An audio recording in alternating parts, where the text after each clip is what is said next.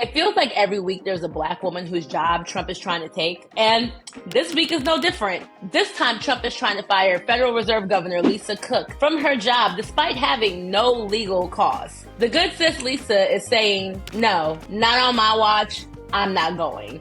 She's fighting back in the long-standing tradition of what black women have been doing. And to that, I say, cheers, girl.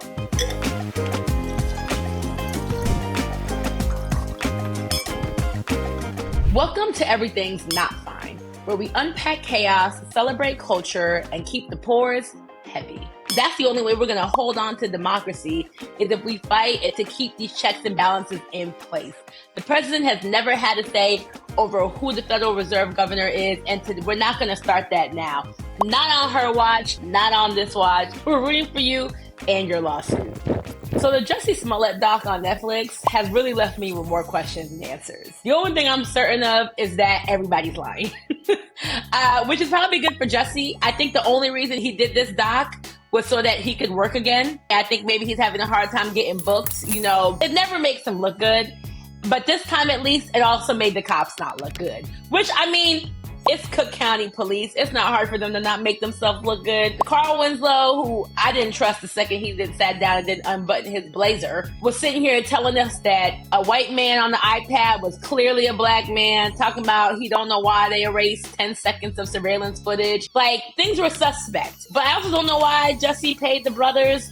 I don't know why the brothers had armed guns in their house. I don't know why they hired that unserious woman who I'm pretty sure didn't go to law school. I really need somebody to show me her degree because I don't believe you. I just was left with a lot of questions. I think we should just say, let Jussie work again. Nobody died. Nobody went to jail but him. Let the man get back to work so we never have to talk about this again. I'm tired of trying to figure out this Rubik's Cube of a case. It's stupid and it's silly and we should let it go, please.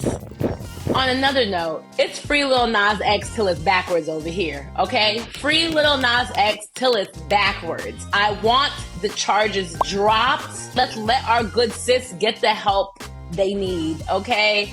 Because clearly there's a real problem at bay. Like, Lil Nas X was found walking a street in Los Angeles in his underwear, clearly under the influence of something, and was arrested for that. He's mentioned earlier this year that it's been a hard time for him, and so this seems to be an escalation of that. That was terrifying. That was terrifying. That was a terrifying last 4 days.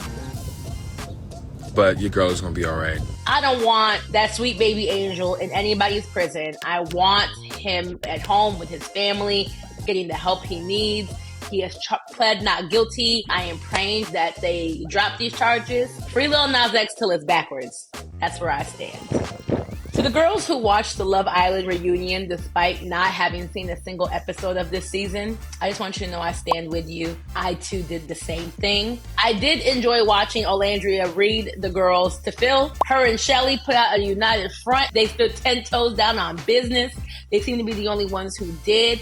I especially appreciate the way that they confronted Huda about the racism that they faced from her fans. It was really crazy to hear that Olandria had specifically asked Huda to talk to her fans and tell them to calm down because they were literally putting Olandria's face on George Floyd's body. Like, sick.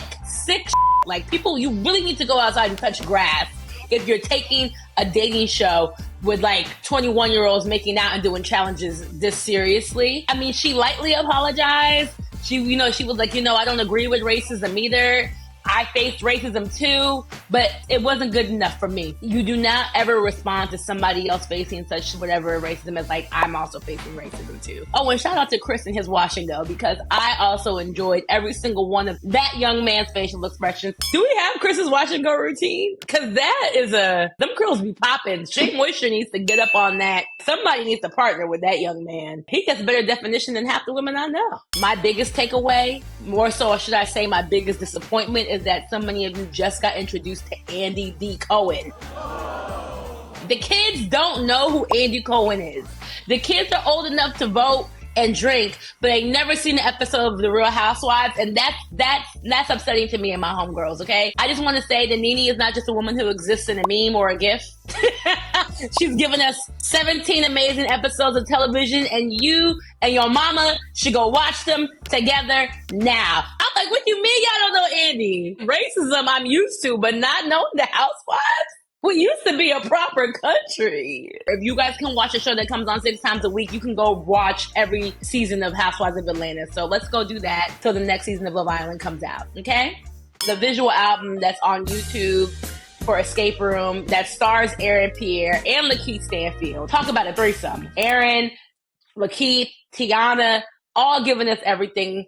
This right here, what? Why are we watching? What?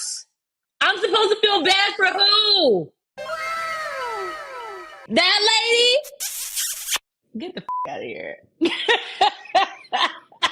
Tiana, congratulations on being God's favorite, I guess, is what I'm trying to say here. I mean, it's a great album. You have one of the best casts I've ever seen. One of the best casts I've never seen all together in a movie before, all coming together for your album. The music's good. The eye candy's great. You get to have your back blown out by Aaron Pierre at the end of the day. You won, sis.